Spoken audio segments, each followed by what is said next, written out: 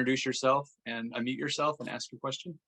Hi, yeah, Ron from Preview Eurasia Media. Thank you, Dr. Corey Johnstone, for this opportunity. I have two questions about two different countries. First is Russia, another is Armenia. The first question is Russia. Do you have any reports that Russian government had a pattern of behavior of forced labor from Central Asia and the South Caucasus? I know I just seen the Northern Korea, but I haven't seen anything about that, Central Asia and the Caucasus. The other question is about Armenia.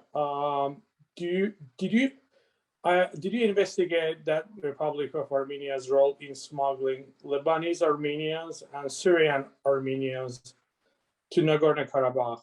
Did you have any findings about what happened to these Armenians after the 2020 Karabakh war? Thank you.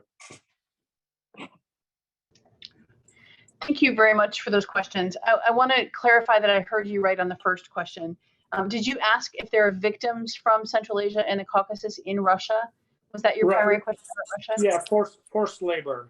If Russian government had any pattern of behavior of using forced labor from Central Asia and the Caucasus.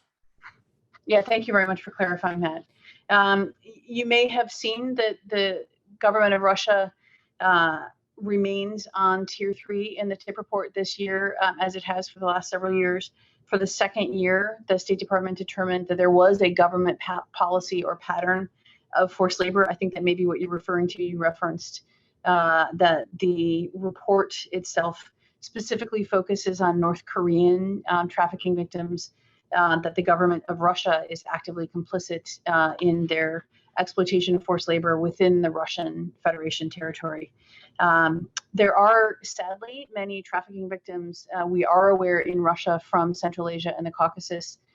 We haven't seen such a widespread scale, and I don't think that we have information necessarily about the government's role specifically of the government of Russia itself, forcing citizens from Central Asia or the Caucasus to engage in forced labor within Russia. But given the scale and scope of the problem and the lack of independent media and the challenges for civil society and others to operate in Russia, it is very possible that there is more of a role of the government of Russia in this exploitation. As I said, the government of Russia has been on Tier 3 and will remain on Tier 3 because it is not meeting the minimum standards and because of its role in perpetuating human trafficking. On your other question about Armenia, I think you had asked about whether particular people were smuggled and the government of Armenia was involved in that. We assess in the Trafficking Persons Report specifically the crime of human trafficking, which involves the exploitation of individuals to engage in forced labor, sex trafficking, or to engage use as child soldiers. The crime of smuggling involves illegally transporting someone across international borders. It does not involve the exploitation for forced labor or sex trafficking or child soldiering.